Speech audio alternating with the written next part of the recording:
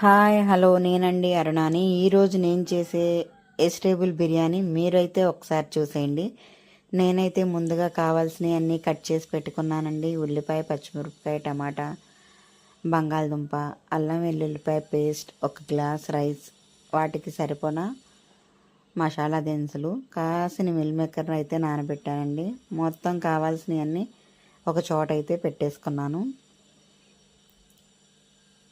మనం ఏదైనా ప్రిపేర్ చేసేటప్పుడు మొత్తం అన్నీ ఒక చోట పెట్టుకుంటే మర్చిపోకుండా ఉంటామండి. లేకపోతే కంగారు పడి ఇటెళ్ళి పోపు మాడిపోతుంది. అలా కాకుండా అన్నీ ఒకసారి తెచ్చుకొని పెట్టేసుకున్నాం అనుకోండి, మనం చేసుకునేటప్పుడు ఈజీగా ఉంటుందన్నమాట. నేనైతే మట్టి పాత్రలో చేస్తున్నానండి.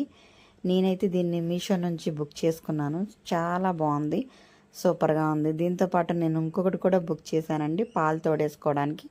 అది కూడా నేను మీకు నెక్స్ట్ వీడియోలో చూపిస్తాను. ఇందులో కాస్త నెయ్యి వేసుకున్నాను.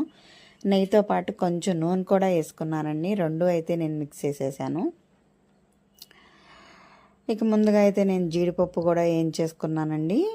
నెయ్యి నూనె వేడెక్కిన తర్వాత మట్టి పాత్రలో చేసుకుంటాం వలన టేస్ట్ చాలా బాగుంటుందండి, రుచిగా ఉంటుంది.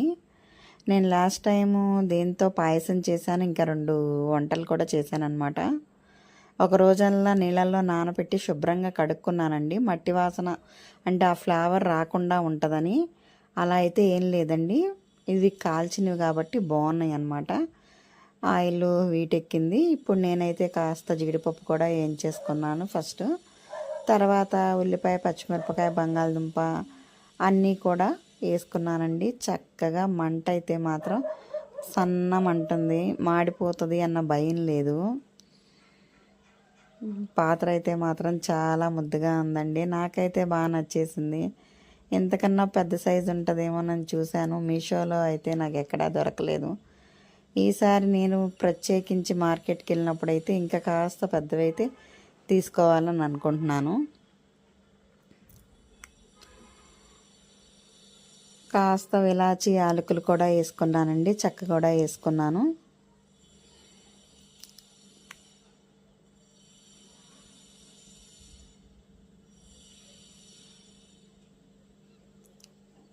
అవి వేగాయండి. ఇప్పుడు నేను కట్ చేసి పెట్టుకున్న ముక్కలు, ఫస్ట్ అల్లం వెల్లుల్లిపాయ పేస్టు అన్నీ కలిపేసేసుకొని వాటన్నిటినీ కూడా కాసేపు మగ్గనిచ్చానండి.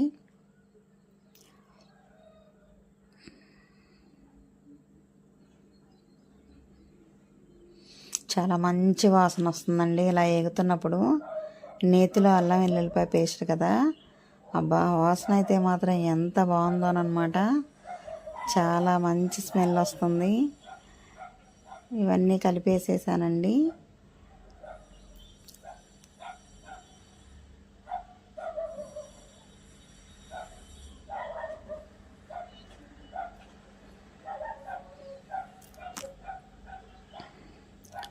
ఇవన్నీ కాస్త వేగిన తర్వాత మూత పెట్టేసుకున్నాను.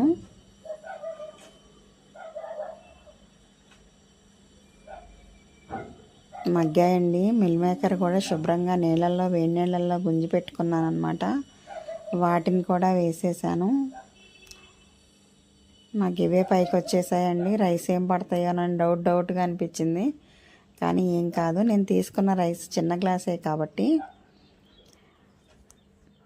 ఉప్పు, కారం, పసుపు కూడా వేసేసుకున్నాను.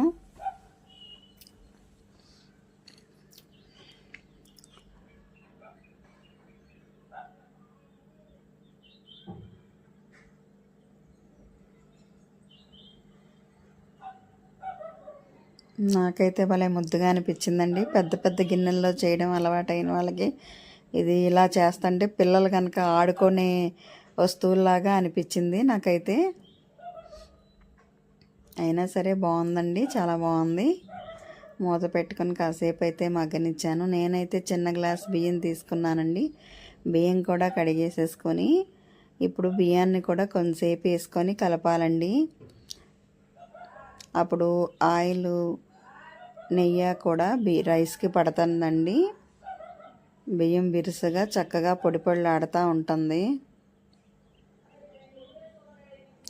ఇప్పుడు నేను ఒక గ్లాస్ తీసుకున్నాను, కానీ 1-1.5 వేడి నీళ్ళు అయితే పక్క పొయ్యి మీద వేడి నీళ్ళు పెట్టుకున్నానండి.